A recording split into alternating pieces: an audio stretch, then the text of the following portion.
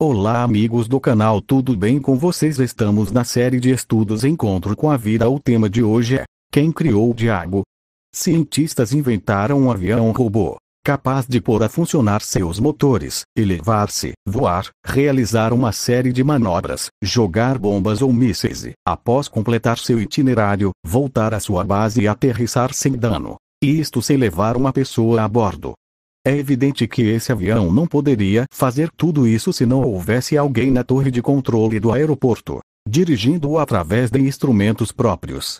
Mas aparentemente, ninguém vê quem o está dirigindo. Nosso mundo está cheio de tragédias além da nossa imaginação. A palavra de Deus nos revela claramente que uma inteligência mestra, invisível aos olhos humanos, é responsável pelos crimes, ódio, guerras e todo pecado. É Satanás, o diabo. A existência de Satanás é ensinada pelas Escrituras. O Novo Testamento menciona Satanás, o diabo, 71 vezes. A Bíblia fala dele como um perigoso inimigo e que o diabo é o pai do pecado e da mentira, e que esta e a morte começaram com ele. Vós sois do diabo, referindo-se aos judeus que queriam matá-lo, que é o vosso pai e quereis satisfazer-lhe aos desejos. Ele foi homicida desde o princípio e jamais se firmou na verdade, porque nele não há verdade. Quando ele profere a mentira, fala do que lhe é próprio, porque de onde veio ele?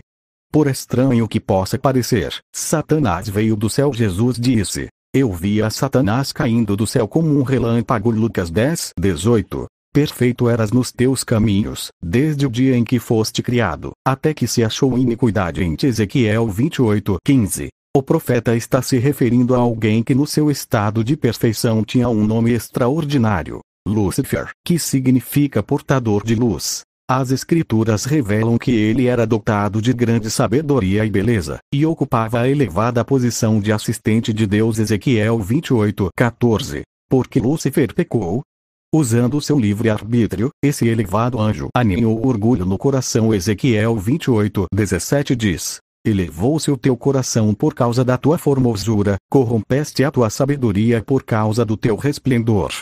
Ele cobiçou a posição do próprio Senhor Deus. Eu subirei ao céu, acima das estrelas de Deus. Exaltarei o meu trono. Subirei acima das mais altas nuvens, e serei semelhante ao Altíssimo. Isaías capítulo 14 versos 13 e 14. O orgulho moveu Satanás a se rebelar contra o seu Criador. Usando então a sua extraordinária inteligência para o mal e empregando a mentira, ele é o pai da mentira. Satanás seduziu a terça parte dos anjos. Começou a discórdia e o descontentamento no céu. Não sabemos por quanto tempo Deus, na sua longanimidade, o suportou lá. Evidentemente Satanás e seus anjos recusaram o oferecimento do perdão que Deus lhes deve ter feito, como nos faz a nós homens, e persistiram no erro. Dessa maneira eles se confirmaram no pecado. Foram além dos limites da misericórdia de Deus e tornaram-se irreconciliáveis inimigos do seu Criador e do bem. Porque Deus não destruiu logo o diabo. Naturalmente, quando Lúcifer começou sua obra maléfica, mentindo e enganando, os outros anjos não podiam compreender toda a extensão e enormidade do pecado, pois nunca existira pecado antes. Como poderiam os anjos acreditar que Lúcifer, a quem tinha altamente reverenciado, pudesse ofender ou torturar uma criatura de Deus, causar tristeza, dor, doença, agonia ou morte?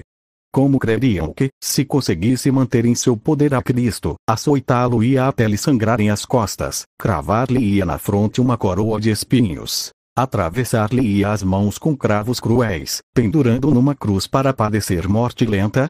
Como acreditariam que Lúcifer pudesse levar milhões e milhões a sofrer em tortura e cruciante agonia, e a fazê-los findar a existência terrena carbonizando-os aos poucos? Teria sido difícil demais, para os anjos, crerem isto tudo. A luta entre o bem e o mal, páginas 1 e 2.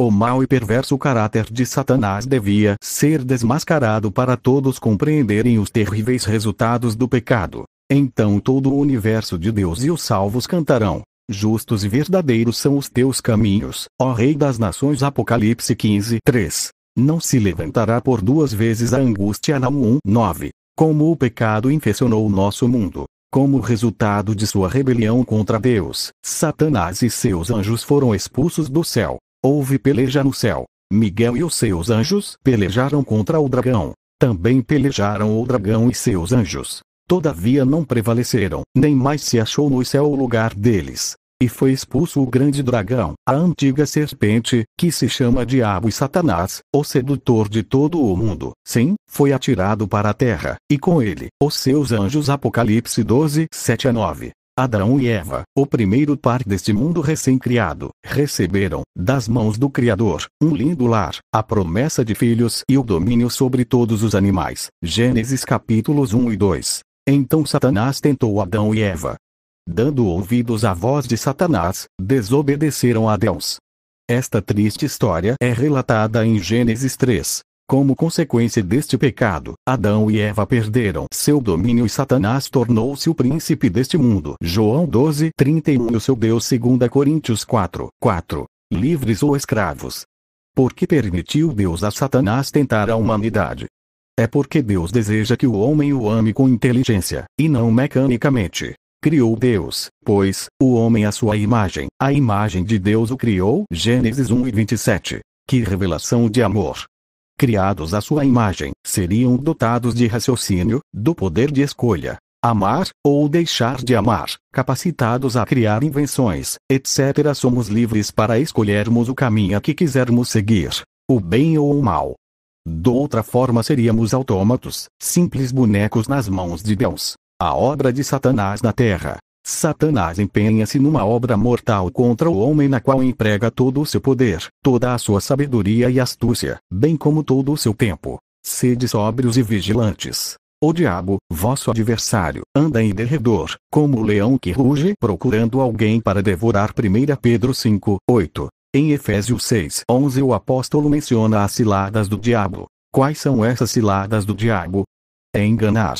As escrituras falam do príncipe das trevas como aquele que engana todo o mundo. Apocalipse 12, 9. Para enganar, ele até se transforma em anjo de luz. 2 Coríntios 11, 14. Ensina e faz até coisas boas, mas com elas mistura o erro, torcendo as verdades contidas na Bíblia. Um engano especial que Satanás tem empregado, é o ensino de que o homem é imortal, de que, na morte, na realidade continuamos vivendo. Deus disse aos nossos primeiros pais: certamente morrerás. Gênesis 2, 17. Contrariando frontalmente a palavra divina, Satanás disse a Eva, mediante a serpente: é certo que não morrereis. Gênesis 3, 4. Esse ensino de que somos imortais, ele tem procurado manter de pé desde então. Para sustentar o seu falso ensino, Satanás, com seu grande poder, personifica os mortos, reproduzindo-lhes a aparência e imitando-lhes a voz. Ele personificou o finado profeta Samuel, 1 Samuel 28, pelo fato de que os demônios e não os mortos se manifestam aos que tentam falar com os mortos. Eclesiastes 9 versículos 5 e 6, compare com 1 Coríntios 10 e 20, a prática de consultar os mortos é severamente proibida por Deus. Não se achará entre ti quem consulte os mortos, pois todo aquele que faz tal coisa é abominação ao Senhor. Deuteronômio 18, 10 a 12. O homem ou mulher que sejam necromantes, ou sejam feiticeiros, serão mortos, serão apedrejados. Levítico 20, 27. Porque surgirão falsos cristos e falsos profetas, operando grandes sinais e prodígios para enganar, se possível, os próprios eleitos. Mateus 24, 24. Um dos sinais do fim do mundo é a operação de prodígios por parte de Satanás. Curas maravilhosas são certamente empregadas pelo enganador. Ele até procura personificar o Senhor Jesus Cristo, Mateus 24, 23. Sendo que Deus também opera curas, miraculosamente. Como podemos saber se a cura vem do Senhor, ou do inimigo? A resposta é esta: Deus opera somente por meio dos que lhe obedecem, dos que guardam os seus mandamentos, tais como os encontramos em Êxodo 20 verso 3, 17. Os que operam prodígios e não vivem segundo Deus, são mencionados em Mateus 7, 21, 23. Ora, o aparecimento do iníquo é segundo a eficácia de Satanás, com todo o poder e sinais e prodígios de mentira e com todo enganos de injustiça aos que perecem, porque não acolheram o amor da verdade para serem salvos. 2 Tessalonicenses 2, 9 e 10. Incutir errôneas ideias a respeito de Deus. Satanás procura incutir no homem o mesmo espírito de rebelião contra Deus que ele próprio tem. Para isso atribuem ao Senhor as suas más obras. a doença, o sofrimento, as guerras, os flagelos da natureza, a morte. Faz crer que Deus é inimigo do homem, quando a Escritura ensina que Deus ama a todos e por isso deu seu próprio Filho para nos salvar do pecado. Porque Deus amou ao mundo de tal maneira que deu seu Filho unigênito, para que todo que nele crê não pereça, mas tenha a vida eterna. João 13,16. 3. Induzir ao pecado. O pecado separa-nos de Deus, como está escrito. Mas as vossas iniquidades fazem separação entre vos e o vosso Deus. Isaías 59 verso 2. Incitando o homem a pecar, Satanás lhe causa o maior dos males. Como vencer Satanás? Conservando-nos ligados ao Salvador Jesus Cristo, mediante a fé. Quanto ao mais, sede fortalecidos no Senhor e na força do seu poder. Revestivos de toda a armadura de Deus, para poderdes ficar firmes contra as ciladas do diabo. Efésios capítulo 6 versículos 10 e 11. E, despojando os principados e as potestades, ou seja, Satanás e seus anjos, publicamente os expôs ao desprezo, triunfando deles na cruz. Colossenses 2:15. Satanás é um muito perigoso inimigo, mas já foi vencido por Cristo. Por sua morte na cruz, o Senhor Jesus remiu o homem e o mundo. Ele venceu a Satanás e assegura a sua destruição no fim da história. Hebreus 214. Por isso pôde dizer: no mundo passais por aflições, mas tende bom ânimo, eu venci o mundo. João 16:33. Sabendo que todo aquele que é nascido de Deus não vive em pecado. Antes aquele que nasceu de Deus, Cristo, o guarda, e o maligno não lhe toca. 1 João 5:18. Só em Jesus podemos nos defrontar com Satanás e vencê-lo. Sem a guia e força divinas, seremos fatalmente enganados e também vencidos. Você perguntará: como poderei ter uma ligação mais íntima com Jesus?